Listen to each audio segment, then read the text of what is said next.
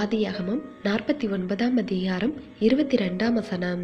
யோசேப்பு கனிதரும் செடி. கிறிஸ்துவுக்குள் அன்பானவர்களே, யோசேப்பு கனிதரும் செடியாக இருந்தார்.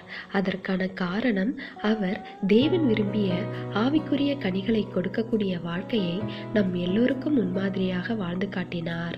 முதலாவது, அவர் தன்னுடைய உள்ளார்ந்த மனநிலையில் தன்னுடைய எளிய நிலையை உணர்ந்து தேவனை விடாப்பிடியாக பற்றி கொண்டு பாக்கியவனாக மாறினார்.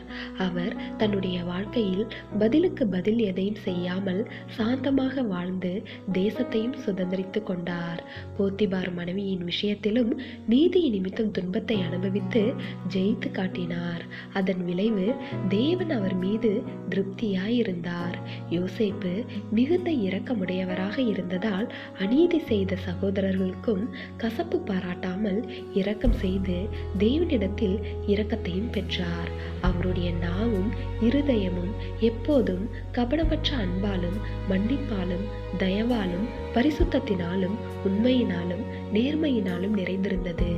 அதனால்தான் அவர் அடிமையாய் சிறையில் இருந்தாலும் தன்னுடன் தேவன் இருப்பதை கண்டார்.